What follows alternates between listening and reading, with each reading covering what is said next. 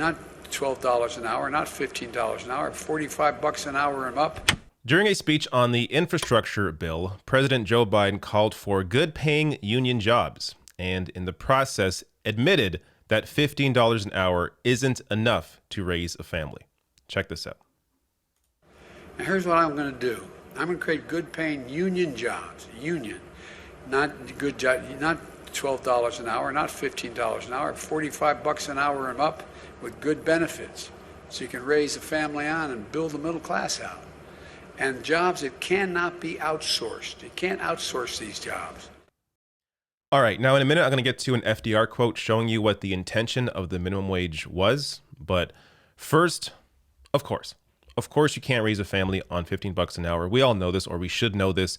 But seeing Joe Biden admit this does raise a couple questions. First, he didn't care enough to even raise the wage to $15 an hour when he could have gotten rid of the parliamentarian in the initial spending package at the beginning of the year to be able to pass the wage increase. But secondly, if he's aware of this, then why isn't he fighting to raise the minimum wage even higher? Again, if he understands what the intention of the minimum wage actually is.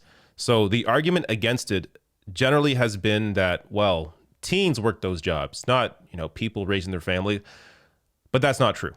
So first of all, it implies that teens are in a position where they get to keep all that cash. Oftentimes they have to work to help their family.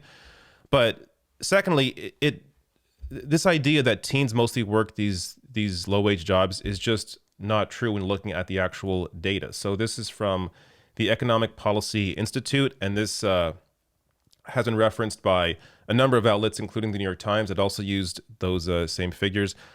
But they show here in this infographic what people think. So teenager works part-time after school, lives with parents, earning extra spending money. But the reality is that the average age of a minimum wage worker is 35 years old. 88% are not teens. They are 20 or older.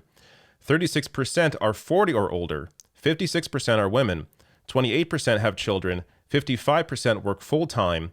And on average, they earn half of their family's total income. So we are talking about adults here that are trying to raise a family on what is, at this point, this is an article from 2013, these figures, the wage still hasn't increased. So the idea that we're still fighting for 15 is actually antiquated. We should be fighting for a lot more at this point, because $15 an hour, maybe back in 2012, 2011, 2010 would have made more sense.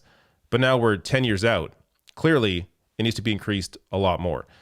Now, on the issue of the whole purpose of the minimum wage. So it is very clear that it was always meant to be a living wage.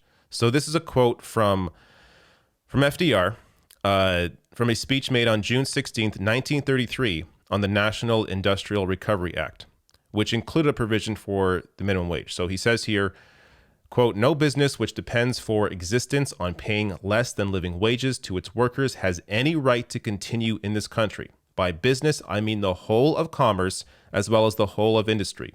By workers, I mean all workers, the white-collar class as well as the men in overalls. And by living wages, I mean more than a bare subsistence level. I mean the wages of decent living."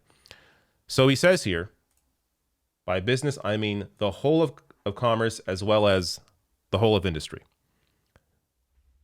It's very clear what he is saying. I mean the wages of a decent living. This was the purpose of the minimum wage. But now it's viewed, over past decades, it's slowly been viewed as, oh, these are just jobs for teens, starting off, it's their first job, when that is not the reality, looking at the actual data. And it's also not the reality of what the minimum wage was always supposed to be.